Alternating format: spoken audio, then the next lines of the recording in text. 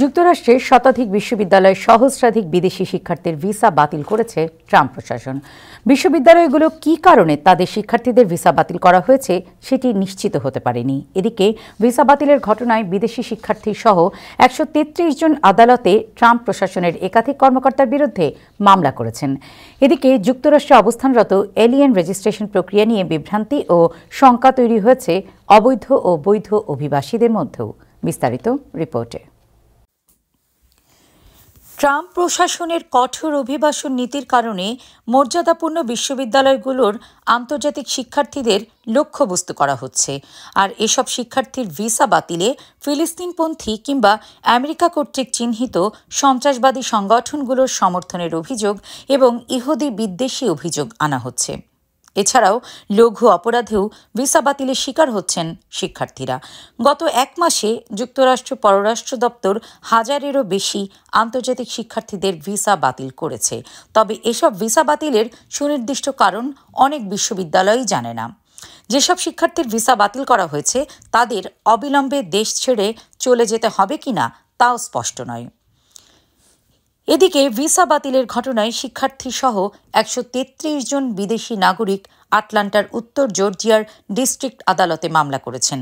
এতে attorney general Pam Bondi, homeland security secretary Kristi Noem এবং immigration and customs এনফোর্সমেন্টের ভারপ্রাপ্ত পরিচালক টড লিওন্সকে অভিযুক্ত করা হয়েছে। তবে এ মামলায় যাতে বাদীরা আক্রোশের শিকার না হন সেজন্য বাদীদের প্রকৃত নামের বদলে ছদ্মনামে চিহ্নিত করা হয়েছে। মামলাটিতে বলা হয়েছে যে আইস হঠাৎ করে গ্রেপ্তার চালায়, যা যুক্তরাষ্ট্রের শিক্ষার্থীদের আইনি মর্যাদা ক্ষুণ্ণ করেছে। প্রশাসন মূলত আন্তর্জাতিক শিক্ষার্থী এবং দেশে তাদের অবস্থান সম্পর্কিত তথ্য বজায় রাখার জন্য ডিপার্টমেন্ট অফ হোমল্যান্ড সিকিউরিটি দ্বারা ব্যবহৃত student and exchange visitor information system SEVIS থেকে শিক্ষার্থীদের সরিয়ে তাদের মর্যাদা বাতিল করেছে। অপরদিকে যুক্তরাষ্ট্রে অবস্থানরত অবৈধ ও বৈধ অভিবাসী রেজিস্ট্রেশন প্রক্রিয়া নিয়ে বিভ্রান্তি ও শঙ্কা তৈরি হয়েছে অভিবাসন প্রত্যাশীদের মধ্যেও। ট্রাম্প প্রশাসন এলিয়েন রেজিস্ট্রেশন অ্যাক্টের অধীনে অবৈধ অভিবাসী রেজিস্ট্রেশন প্রক্রিয়া কার্যক্রম শুরুর ঘোষণা দেয়।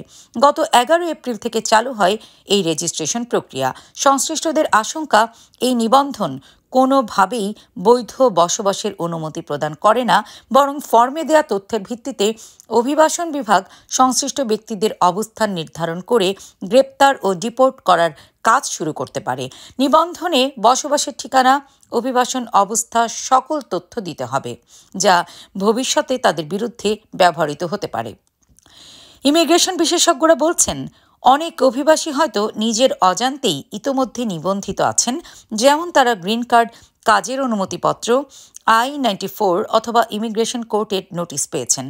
তারা আইনত নিবন্ধিত হিসেবে বিবেচিত হন এবং নতুন করে এই ফর্ম পূরণের কোনো দরকার নেই।